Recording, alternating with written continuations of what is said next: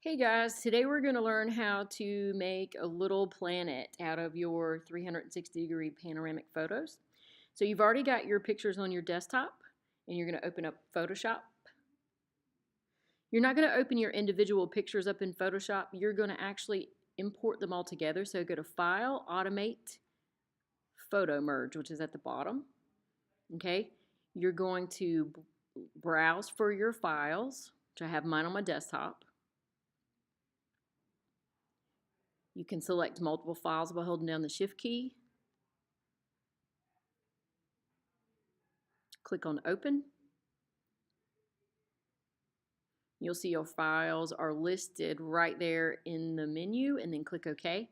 Now this process is going to take roughly around 10 minutes. I've sped it up and cut some of it out for the video, but basically the program is putting your images together in a panoramic for you. At the end you'll see your layers and it'll be complete. You'll flatten your image at this point. Okay, your next step is going to be to crop out any of these white areas that you see around your picture, but you're also going to be looking for a place where things overlap. So I'm going to use this stadium light right here on the left and right that you see. I'm going to get my crop tool. I'm going to pull into the stadium light from the left and then pull in from the right. And then when you hit your return key, it actually tells it that you're done and you're cutting things off. I am actually going to zoom in real close and make sure that I actually have it in the right place. So I kind of wanted right in the middle of that pole. So I'm going to recrop just a little bit right here. Go ahead and hit that return key when you get it where you want it. I'm going to view, fit it back on the screen, and then go over and just check this right side real quick, because I want to make sure it's right smack in the middle. That'll save me a lot of editing later.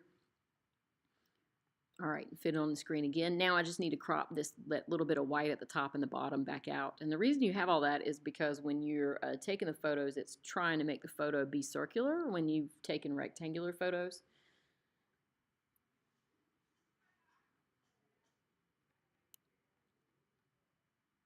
All right, so I'm going to go to Image Adjustments, and I'm going to unlink them and make the large number and the small number match. I'm going to go with the smaller number, which is 17 inches.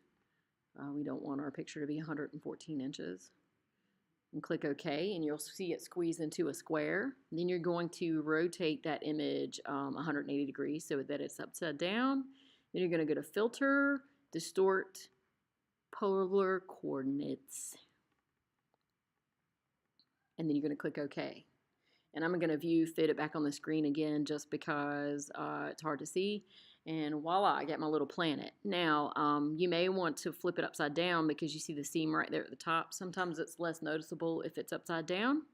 So I'm going to flip it back like I did earlier, 180 degrees.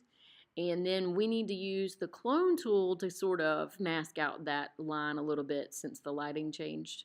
So clone tool has a lot of settings up at the top. I'm going to put it on about 60. It's normally set at 100, maybe 50. We'll see where we get it back. But the clone tool, what it does is anywhere that you target with your option key, it lets you redraw that area somewhere else.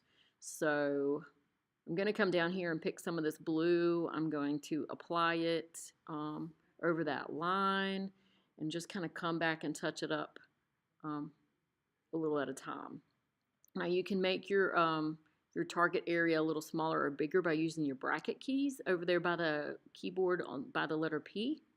The left bracket's smaller, the right bracket's bigger. Okay. I'm also going to put, once I'm done, put a color adjustment of it. So if you go to Adjustments and Color Lookup and play around with some of those settings, you might find something that you'd like to overlay over the top of your little planet, just to kind of give it an otherworldly feel. And then once you get what you want, you're going to click OK. You want to File, Save As on your desktop. Name it what you're going to name it. I think I'm going to name my Taylor Little Planet.